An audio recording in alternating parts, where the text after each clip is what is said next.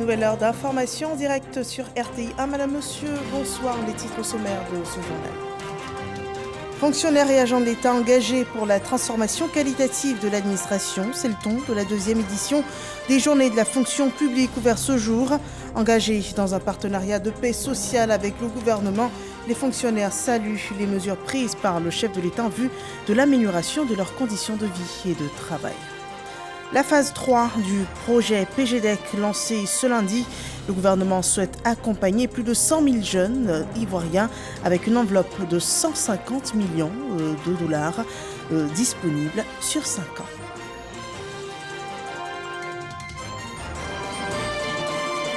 Nous parlerons aussi dans ce journal de sécurité territoriale, 2 postes frontières installés à l'ouest et au nord de la Côte d'Ivoire, 2 infrastructures financées par la République fédérale d'Allemagne pour faire face aux menaces sécuritaires liées aux crimes transfrontaliers, aux attaques terroristes, à la traite des êtres humains ou encore au trafic illicite des migrants. Bienvenue dans ce 23h. Fonctionnaires et agents de l'État engagés pour la transformation qualitative de l'administration, c'est le thème à l'ouverture de la 2e édition des Journées de la fonction publique. Les fonctionnaires engagés dans un partenariat de paix sociale avec le gouvernement rendent hommage ainsi au chef de l'État pour les mesures prises en vue de l'amélioration de leurs conditions de vie et de travail. Et l'initiative est fort appréciée par le vice-président de la République, Jérôme Kofi Aboula. Promouvoir l'engagement des fonctionnaires et agents de l'État dans la transformation qualitative de l'administration publique ivoirienne. Ainsi se déclinent les objectifs clairs de la 2e édition des Journées de la fonction publique ouvertes ce lundi au Sofitel Abidjan Hôtel Ivoire. Aussi faut-il souligner que c'est l'occasion attendue par les fonctionnaires et agents de l'État pour témoigner leur reconnaissance au président de la République, Alassane Ouattara, à la suite des mesures prises en leur faveur. Excellences, Monsieur le Vice-président, les fonctionnaires agents de l'État de Côte d'Ivoire saisissent donc l'opportunité de cette 2e édition des Journées de la fonction publique pour vous exprimer leur reconnaissance au regard des résultats, fruits des échanges discrets que vous avez eus avec le Premier ministre tout au long de ces négociations. Excellences, Monsieur le Vice-président, vous voudrez bien traduire à son Excellence le Président de la République, chef de l'administration, notre gratitude infinie pour les décisions historiques qu'il a prises en vue de renforcer la résilience des fonctionnaires agents de l'État face à l'inflation généralisée qui n'épargne aucun pays. Oui, Monsieur le Vice-président, si nous nous greffons à Madame le ministre de la fonction publique pour venir faire de ces journées de la fonction publique des journées d'hommage à son Excellence, ainsi vous plaira-t-il de faire un banc fortement nourri à l'endroit de son Excellence, Monsieur le Président de la République.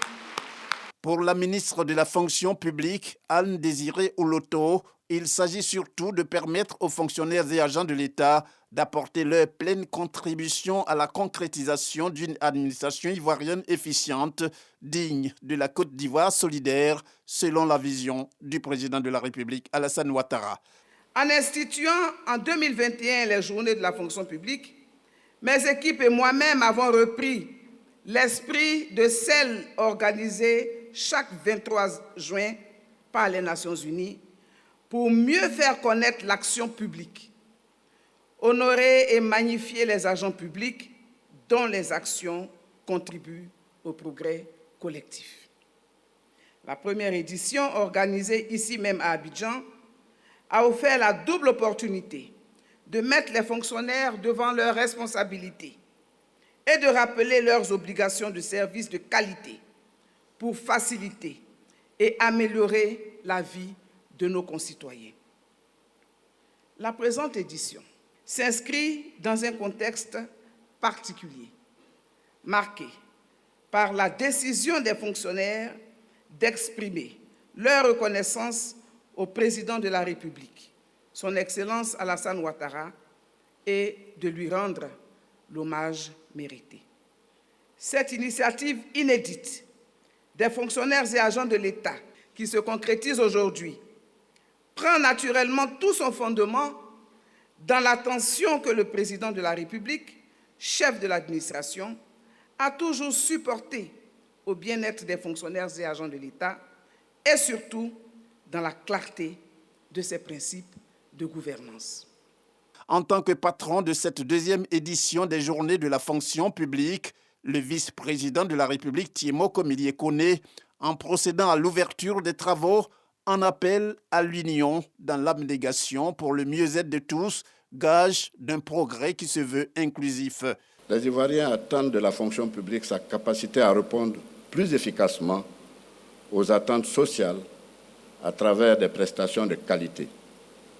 Ces exigences imposent à l'État de se consacrer à une politique ambitieuse de gestion des ressources humaines modernes et hautement performantes. À cet égard, il vous faut chaque jour mériter de la confiance des populations et des autorités pour relever durablement le défi du développement. Il vous faut aussi, individuellement et collectivement, contribuer à réaliser avec abnégation et fermeté surtout le rêve des populations de jouir d'une administration qui leur facilite la vie et porte l'espérance d'une société ivoirienne équitable, fraternelle et surtout solidaire.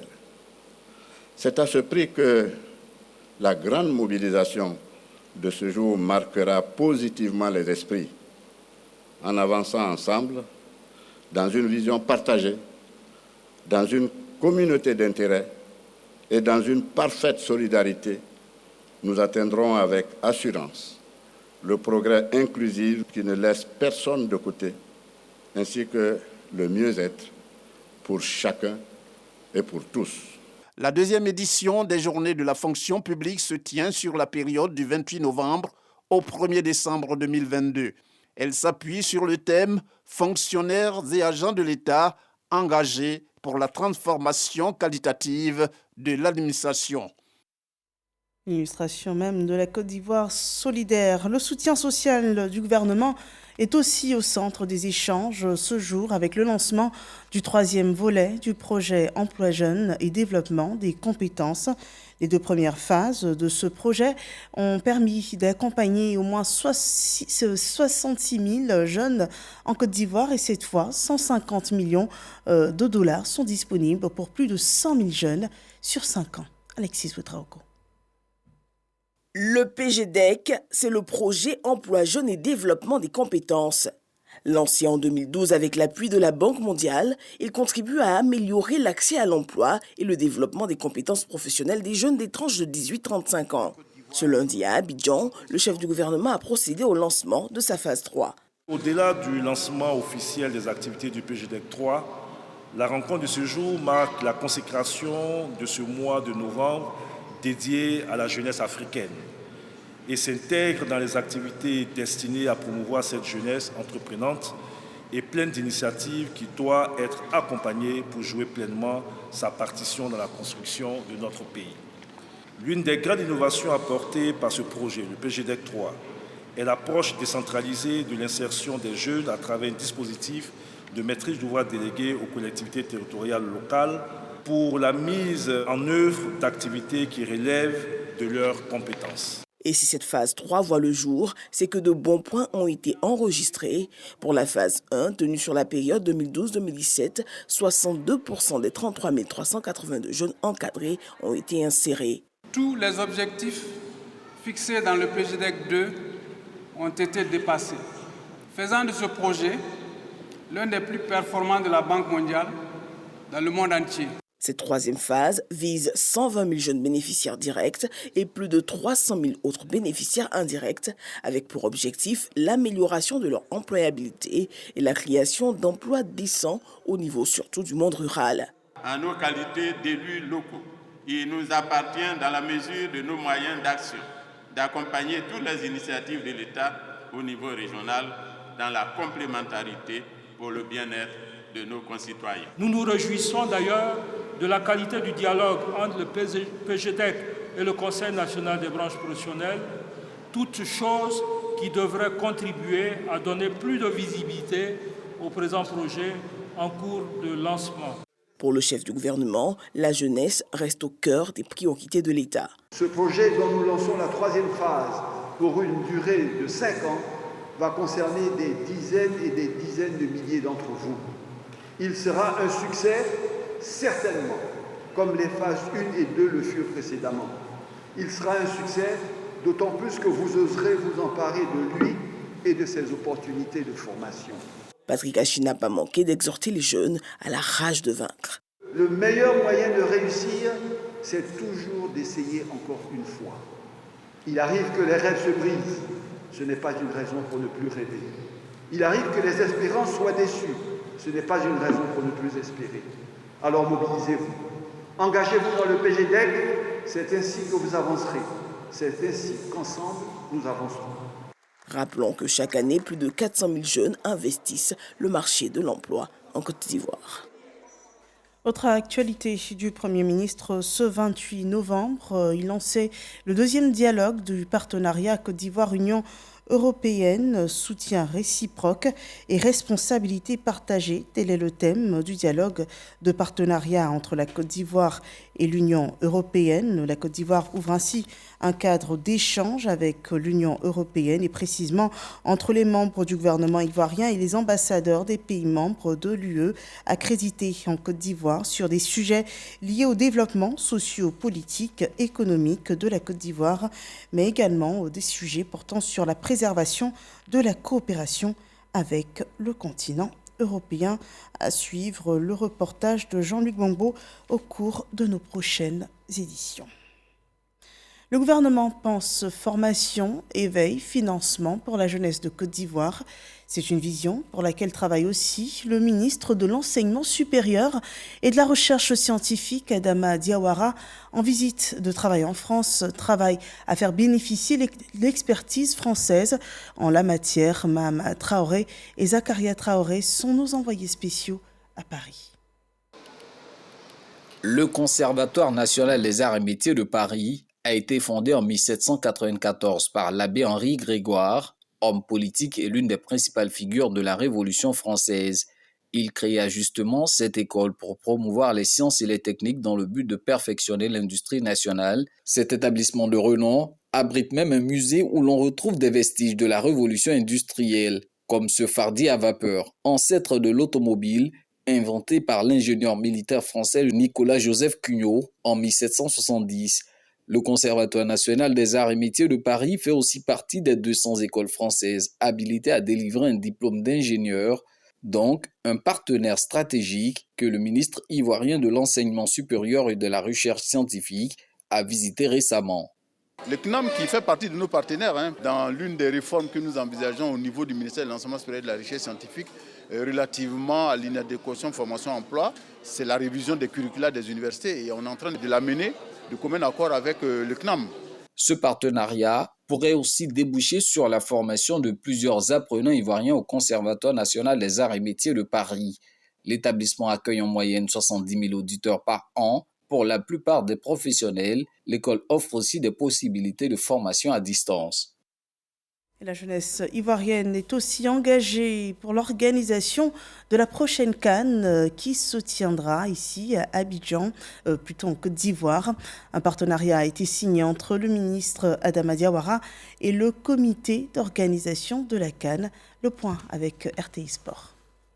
À travers ces gestes, le président du COCAN 2024, François-Albert Amichia, et le ministre de l'Enseignement supérieur et de la Recherche scientifique, Adama Diawara, s'engagent à réussir le pari de la mobilisation de la CAN 2024.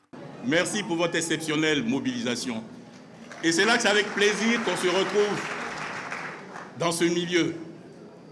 C'est toute une fraîcheur, c'est tout un dynamisme, c'est toute une détermination, c'est toute une foi en ce pays. Et je voudrais, au nom du COCAN, vous dire merci, félicitations et encouragement. La crainte des responsables de la Confédération africaine de football, c'est que si la Côte d'Ivoire ne joue pas, il ne faut pas que les stades soient vides. Mais quand je vois la mobilisation de ce matin, je sais que nos stades seront pleins, quelle que soit l'équipe qui jouera. La cérémonie de ce jour est un instant solennel, une occasion d'acter notre partenariat et d'en décliner les grandes orientations à la communauté nationale. Elle marque également notre volonté de nous investir à faire de cette compétition la vitrine d'une Côte d'Ivoire unie et résolument engagée pour servir d'exemple à toute l'Afrique, comme soutenu par la vision 2030 du chef de l'État à travers son projet Côte d'Ivoire solidaire. Ce partenariat s'est matérialisé avec l'intronisation de Jakalia Ouattara en qualité de président du Comité national de la mobilisation du monde universitaire. Les étudiants ont promis de tout mettre en œuvre afin d'atteindre la mission qui leur a été confiée. Voilà, et organiser cette grande compétition de football, c'est avant tout garantir la sécurité des biens, des personnes et aussi du territoire. Et en cela, des postes frontières ont été installés à l'ouest et au nord du pays. Ils ont été inaugurés par le général Vagondo Diomandé. Le point avec Didier Nguessa. 2 blocs de bâtiments, l'un dédié à l'immigration et l'autre à l'émigration. 2 flux importants de personnes ici à Ouédougou, dernier village ivoirien à la frontière de la Guinée, dans le département de Ouaninou, région du Bafing. L'infrastructure est inaugurée par le ministre de l'Intérieur et de la Sécurité, le général de corps d'armée Vagondo Diomandé, accompagné par un autre membre du gouvernement, Moussa Sanogo, cadre de la région du Bafing. Sur financement de la République fédérale d'Allemagne, le projet de poste frontière est réalisé par l'Organisation internationale pour les migrations, OIM. Le soutien du gouvernement allemand pour le projet fait partie de nos programmes de prévention et de stabilisation dans les pays et régions du monde entier. Les frontières sont toujours pour la souveraineté et la sécurité de chaque pays d'une grande importance. Je tiens à réaffirmer la détermination de l'OIM, appuyée par ses partenaires, à soutenir les efforts du gouvernement ivoirien dans la promotion de la stabilité, la coexistence pacifique et le développement en Côte d'Ivoire. Avec ses 5 pays voisins, la Côte d'Ivoire partage 1800 km de frontières terrestres. En plus de réguler les flux migratoires, l'infrastructure sécuritaire permettra de lutter contre le trafic d'êtres humains et de renforcer le dispositif sécuritaire aux frontières. D'ailleurs, un bâtiment identique construit en Gandana, département de Mbengue à la frontière du Mali, est également livré ce jour. Les populations ont fait part de certains besoins. Des programmes importants ont été élaborés pour être mis en œuvre. Ils sont actuellement en cours de mise en œuvre et j'espère que très bientôt, Ouédougou également sera concerné. Voyez cette infrastructure comme une solution pour renforcer votre sécurité. Si l'un d'entre vous traverse ce poste, il sera enregistré. Et si on ne le voit pas revenir, on sait au moins qu'à un moment donné, il est passé ici. Et il a dit qu'il allait à tel endroit. Voilà l'une des utilités du poste de frontière. Ils sont là pour votre sécurité. Les populations sont une mine de renseignements. Si elles vous font confiance, elles viendront systématiquement vers vous pour vous signaler ce qui n'est pas normal. Le ministre de l'Intérieur et de la Sécurité, Vagondo Diomandé, a remis un véhicule de type 4x4 et des motos pour la mobilité des agents de chaque poste frontière. Nous parlons à présent de l'opération de révision de la liste électorale. Cette phase du processus électoral bénéficie du soutien des politiques. L'illustration dans la commune de Yopougon avec Adama Bictogo, cadre du Rassemblement des Oufouettistes pour la démocratie et la paix dans ses actes de mobilisation dans cette commune. Le reportage de Souleymane Donisongo. Yopougon, Nyangon Sud. Le Rassemblement des Oufouettistes pour la démocratie et la paix, RHDP, en pleine sensibilisation sur l'opération de révision de la liste électorale. Les responsables locaux du parti veulent, à travers cette séance, susciter la participation accrue des populations à ce processus qui prend fin le 10 décembre prochain. Conscient qu'une élection se gagne dans les urnes, et notre candidat a bien voulu lui-même superviser l'inscription de nouveaux majeurs sur cette liste électorale. Les cibles de l'opération, les leaders communautaires, les femmes et surtout les nouveaux majeurs. Les nouveaux majeurs, ce sont les jeunes âgés de 18 à 26 ans. Les défis que nous avons à relever, c'est de faire enrôler le maximum de nouveaux majeurs possible. membre du directoire politique du RHDP et candidat déclaré pour le compte de ce parti aux prochaines municipalités prévues dans un an, Adama Bitogo lance un appel à la mobilisation pour la réussite de l'opération. D'abord, c'est un devoir citoyen que j'essaie d'exprimer en mobilisant donc les populations de Yopougon à aller s'inscrire sur la liste électorale. Compte tenu des ambitions que j'ai pour Yopougon, mais ces ambitions passent par une inscription forte sur la liste électorale. Yopougon est aussi en même temps la Côte d'Ivoire en miniature. Donc, Yopougon est l'opportunité d'être la commune motrice de la grande cohésion sociale telle que définie par le président Alassane Ouattara. Au cours de cette journée de sensibilisation, le mode opératoire et l'importance du processus de révision de la liste électorale ont été expliqués aux militants et sympathisants du parti. Les responsables politiques ont bénéficié de plusieurs motos pour faciliter leur action sur le terrain. À Bobo, le maire de la commune, Kandia Camara, investit aussi les rues et les centres d'enrôlement afin de sensibiliser les populations à participer massivement à cette opération de révision de la liste électorale qui devrait s'achever le 10 décembre prochain. Le point avec Laure Goretti et Moussa Konaté. 59 000 personnes a fait enrôler à Abobo. Pour atteindre l'objectif, le maire Kandia Camara met la main à la pâte. Elle met en mission tous les responsables RHDP de la commune avec des orientations. Depuis le 19 novembre, l'opération de la révision de la liste électorale a démarré.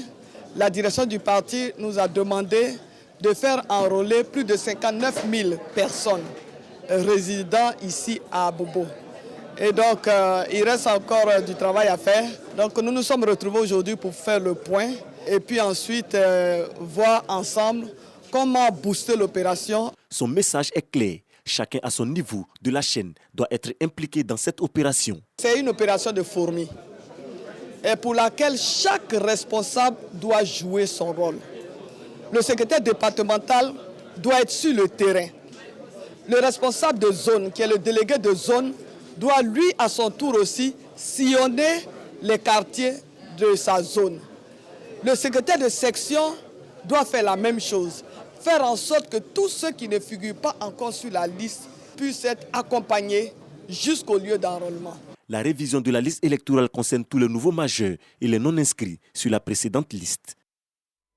À Yamoussoukro, 80 sites d'enrôlement sont installés, sensibilisés à la participation à cette opération de révision de la liste électorale. C'est aussi répondre à un mot d'ordre du premier responsable du RHDP, le président Alassane Ouattara. Nous en dit plus Kader Sogodogo. Siège du Rassemblement des Oufouettistes pour la démocratie et la paix, RHDP de Yamoussoukro. Le fer de lance du parti dans la localité, le ministre Souleymane Diarra-Souba est face aux responsables de son parti. L'actualité, c'est la révision de la liste électorale. C'est un processus important qui vient d'être lancé au niveau du territoire national. Et Yamoussoukro doit jouer sa partition. Donc il était important, au titre du RHDP, que nous puissions avoir cette rencontre avec l'ensemble des secrétaires départementaux, l'ensemble des cadres du parti pour les galvaniser, pour que cette opération soit une réussite. Réussir l'opération pour mieux appréhender 2023 et 2025. Les militants ont pris l'engagement de faire le maximum pour que vraiment on puisse dépasser nos objectifs ici, pour que tous ces jeunes filles et jeunes garçons qui ont plus de 18 ans puissent s'inscrire sur les listes électorales. C'est le jeu de la démocratie. Nous connaissons les enjeux de 2023, de 2025. Le président Alassane Ouattara nous a donné des consignes claires et il nous revient de les mettre en œuvre sur le terrain et cela sera fait ici au titre du district de Yamoussoukro. La révision de la liste électorale va s'achever le 10 décembre 2022 en Côte d'Ivoire. Au centre-est de la Côte d'Ivoire, dans la sous-préfecture de Bayota, le ministre Alcide Djedje sensibilise également les populations. Il a rencontré pour cela les chefs de village, les chefs communautaires, afin de les inviter à s'impliquer dans cette opération de révision de la liste électorale. Laure Goretti et Abou Sanogo. Alcide Djedje cadres du RHDP sensibilisent les populations de la sous-préfecture de Bayota.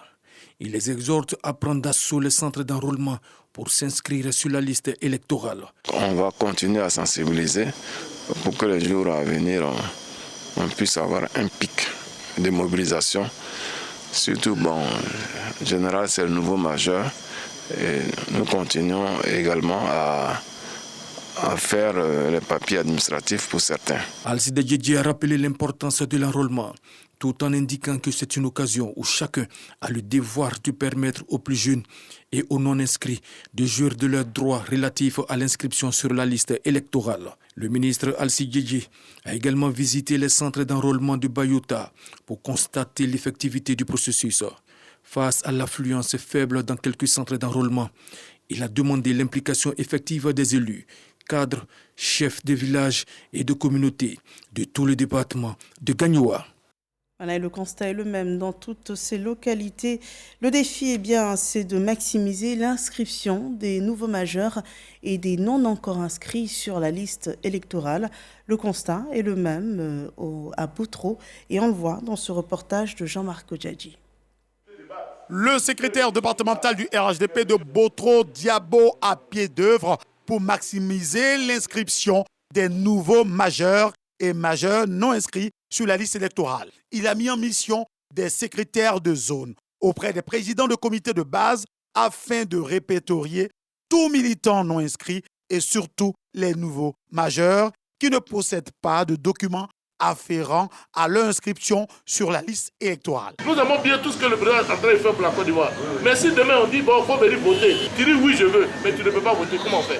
Demain il va avoir les municipales ici à Diabo, il va avoir les municipales à Boutro partout, il va avoir le conseil régional. Donc toutes ces activités politiques là, on doit être prêt, on doit être apte, c'est-à-dire avoir tous nos documents pour pouvoir voter. Le secrétaire départemental du RHDP de Boutro, Diabo, et son bureau prévoient une rencontre et du porte-à-porte pour bien expliquer la question. À l'UNJCI, Jean-Claude Koulibaly est reconduit pour 3 ans à la tête de la présidence de l'Union des journalistes de Côte d'Ivoire. Et également, Bertin Nguessan occupe désormais le poste de président du conseil d'administration de cette organisation des journalistes de Côte d'Ivoire. Des résultats obtenus à l'issue du 11e congrès des journalistes qui s'est déroulé la semaine dernière. Le point avec Walter Amadou Ouattara. Atmosphère d'élection à la Maison de la Presse, c'est dans la commune du Plateau. L'Union nationale des journalistes de Côte d'Ivoire renouvelle ses instances. On a 2 candidats au niveau de la présidence du conseil d'administration, notamment Félix Boni et Bertrand Nguessan. Et au niveau du conseil exécutif, nous avons un candidat qui est Jean-Claude Koulibaly. Et voilà, donc les congressistes font leur choix. C'est démocratique, avec des urnes transparentes, bien entendu. Et dans l'ensemble, je pense que tout se passe bien. Les membres de la corporation sont très mobilisés depuis vendredi. Aujourd'hui, ils s'acquittent de leur devoir de vote. Certains d'entre eux expriment leurs attentes. Les journalistes sont déjà responsables. Ils ont tenu à affirmer une bonne image de cette corporation. Tout se passe bien. Nos attentes, c'est de demander quand même à ce nouveau bureau-là d'être plus regardant à l'endroit des journalistes de l'intérieur. Au plan de la formation. Nous qui avons la chance de représenter les journalistes de Yopougon, la plus grande commune de Côte d'Ivoire, nous attendons que le nouveau président travaille véritablement au renforcement de la confraternité entre journalistes. Les élections, vous avez vu le contexte dans lequel ça s'est déroulé. C'est dans un bon esprit. La presse est indispensable à la démocratie. Et la presse aujourd'hui a besoin du soutien de l'État. Donc ensemble, c'est de réfléchir et de voir comment peut être ce soutien, comment ça peut se décliner.